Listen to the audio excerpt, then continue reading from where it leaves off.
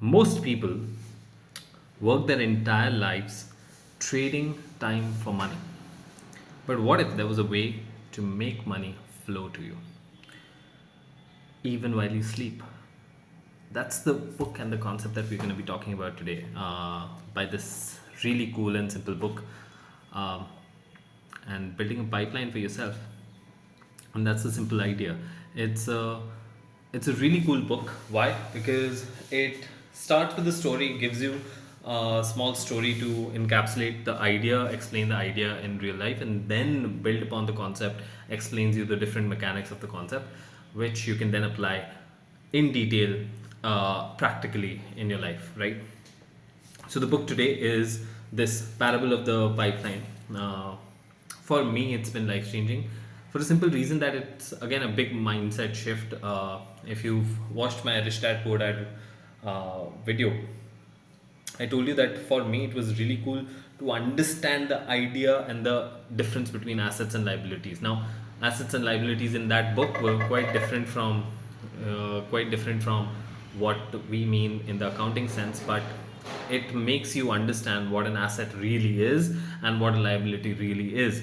And similarly, over here, in this particular book, Parable of the Pipeline, this author says that hey, most people have been sold this plan where they have to trade that time, their day, uh, for money, whereas the business owners, the people who have built pipelines, the business owners, the investors, they have built pipelines for themselves where the money flows to them irrespective of what they're doing, right? And that single mindset shift between a person who's doing a job, a regular job, and a person who's built a business, an asset, built a cash flowing asset, that single difference is what you need in your life, right? And he makes it so accessible and easy to understand because you can build it, anyone can build it for themselves, right? Even in their day job, even in their regular work, they can build it. All you need to know and all you need to really create is to have that mindset to look at your day job as a way to get to that pipeline, right? Rather than cursing anyone in the process. So he says, so let me put that story down in a very simple format. He says that there are two guys, Pablo and Bruno, in a village where the village has a problem, that there's a stream running in the village, and there's water in the stream, but then they want to build a tank and use that tank to spread that water, or make that water accessible to uh, all the parts of the village, right? And they hire these two people, Pablo and Bruno, to put take the water from the stream and put it into that tank, and for every bucket of water put in by them, they get paid, right? So they get paid every time some water, a bucket of water, gets put into the tank, right? Now, the first day of job, both of them are super happy, and both of them are super excited. They're young people. So at the beginning, the first day of the job, it was excruciating for both of them, right? It was, they had to literally carry the buckets of waters, filled water to one side to the other, and it was taking so long and so on.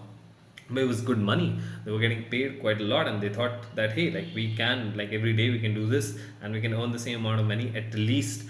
And so they were super happy about it. But the other guy, this guy Pablo, he said, "Ki yaar, okay, this is good, but this is boring. This is not the best way to use my time, and of course, it's gonna hamper my health. It's gonna hamper. Uh, Eventually, I'm gonna get bored of it. So why don't I figure out a way to make this more accessible? How do I make it more easy so that everyone can access this water easily?" So he thought, "Ki, hey, like why not build a pipeline from the stream to the tank so that the water can flow easily to the tank?" He gets this idea. He goes to the other guy, Bruno, shares the idea and says, "Hey, like let's build it together. Whatever money we make, we'll split it between us, and so on." But he said that I need help building it. Bruno says, "No, I want to keep doing this. It's a simple task, it's a simple job, and I get paid really well for it.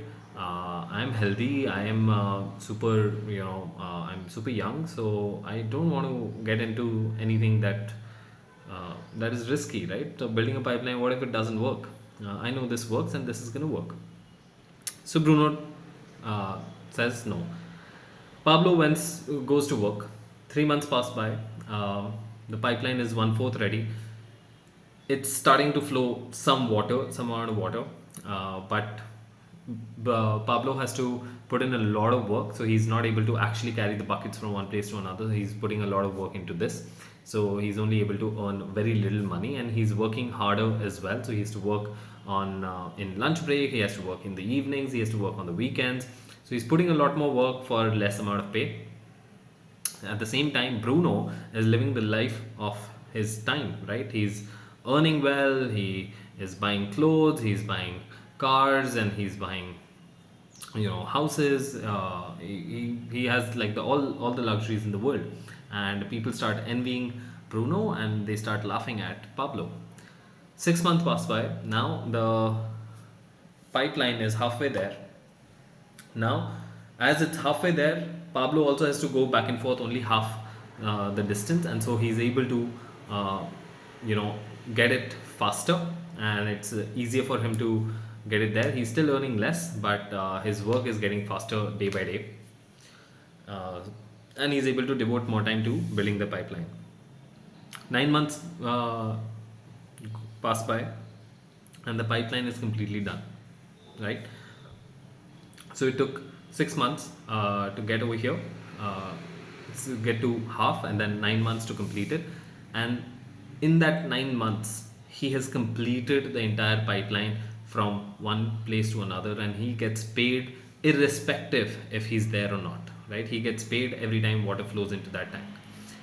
uh, he's earning more because of this, because now he does not really have to lug the water himself.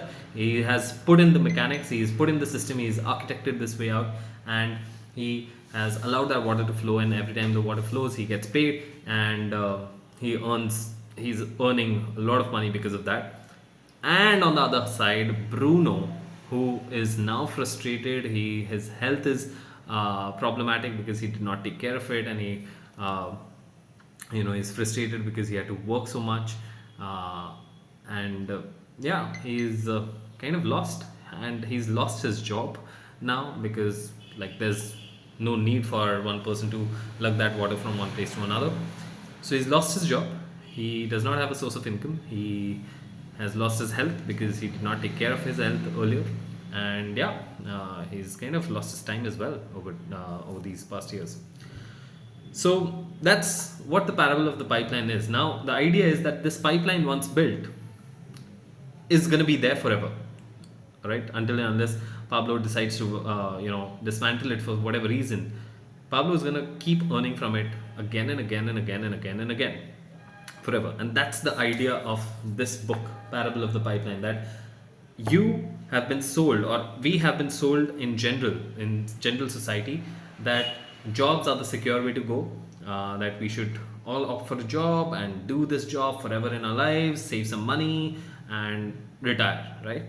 But that's not the best plan. The best plan is possibly to actually build a system to do the job that you're doing right now, and get out of that job so that now you can do something else, right? And you build that system, and that system works for you.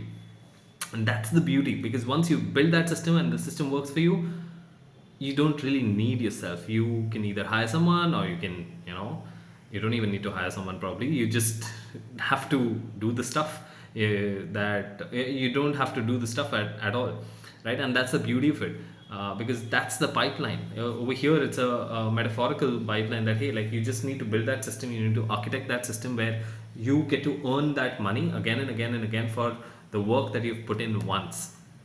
And that's it. Once you figure this out, once you figure out that you can do this, then you won't be stuck up in your life in a job forever, right? So the idea is to use the job to get out of a job, not really continuing that job forever. So that's the idea. That's the idea of the parable of the pipeline. It's a very small, short book, beautifully explained, because it's in very simple language. Anyone can read it, especially teenagers and students can read it very easily.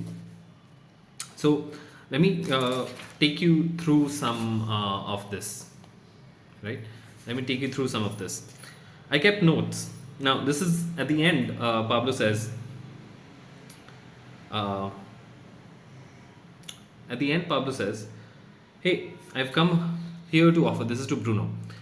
"I've come here to offer you a great business opportunity. It took me more than 2 years before my first pipeline was complete, but I've learned a lot during those 2 years. I know what tools to use, where to dig, how to lay the pipe. I kept notes as I went along, and I've developed a system that will allow me to build another pipeline, and then another, and then another." And that's the beauty of it. That once you learn this, once you learn any particular system that you've built, uh, you can build it again and again and again, and no one can stop you, right? You can build it in different industries, you can do it in the same industry for different businesses, and so on.